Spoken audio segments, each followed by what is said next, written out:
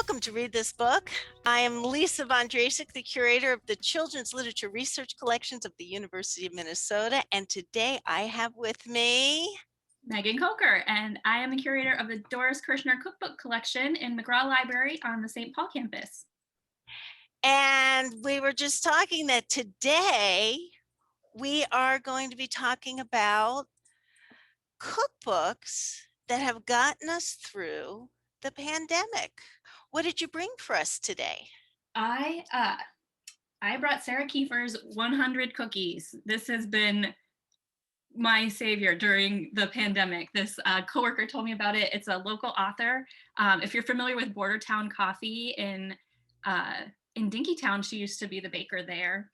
And the recipes in here are amazing. I have a kid, and we have a couple other kids in our pod, and so I've made a bunch of these recipes with kids. I've made them for friends. I love to bake, and that's gotten me through. And I'll show you my favorite recipe here if you can see very well. Ooh. These are Neapolitan cookies. They're super fun. They're a sugar cookie, but with 3 different flavors that you roll up together. Those were really fun for the kids. And every recipe in here is just perfected. And there are fun things like the Neapolitan cookies. They're so pretty. We made these creme fraiche bars. Can you see that very well? Strawberry creme fraiche bars. That was exciting and fancy for the kids. But there are also, just classic 3 different brownie recipes, 3 different chocolate chip cookie recipes to get them just how you want them. I like I make the soft chocolate chip cookie recipes because that's how I like mine. And that's in here. We did brownie cookies was one of the first ones I made out of here because I had all the ingredients on hand, and the kids were over, and I was like, what are we gonna do? Make these cookies. And the brownie recipe is perfect. I made the brownies for some friends, and they were like, this is like if you bought box brownies, what you hope they taste like, and they don't. Like, they're perfect. So I've just been baking my way through this book to cope with life, really. And one of the things I've been thinking about with recipes and kids is that this is the perfect curriculum for teaching at home many subjects. So if you're talking about science and you're experimenting, what happens if we put too much sugar in? Or what happens if we put more flour than that? Or that's trial and error, but also measuring and math. And what do you do while you're waiting? Yep. Are you reciting poetry? Because that's what I'm hoping you're doing, that you're reading aloud and reciting poetry for the 20 minutes while No. Oh, okay. Kind of chaos during the waiting, but yeah.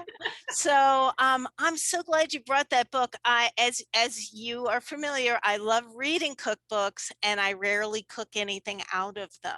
Basically, it's the Mark Bittman How to Cook Everything, and if it's not in there, I don't bother. But my pandemic cooking was Japanese pickled vegetables. Who knew that I could make kimchi on my countertop? And when in the spring, when there were shortages of flavorful food, the food that I would go to restaurants for, especially Korean food, I could make my own kimchi. So that was amazing that could happen in this house, that I've made Japanese pickles with those little baby cucumbers. They're not really babies, but you know what I mean. And so this was one. And then the other, I don't know if you know this book, Keepers. It is Kathy Brennan, Caroline Campion. If someone sent it to me, I was saying I need a cookbook to read because I'm cooking the same 4 things in a rotation. And I want to just say the shocker was a recipe. You can tell a well-used cookbook because of the stains, and it's a little wet, it's a little wrinkled. This is not a library book. Japanese style meat and potatoes, pretty much super easy. I throw in more vegetables that's in here.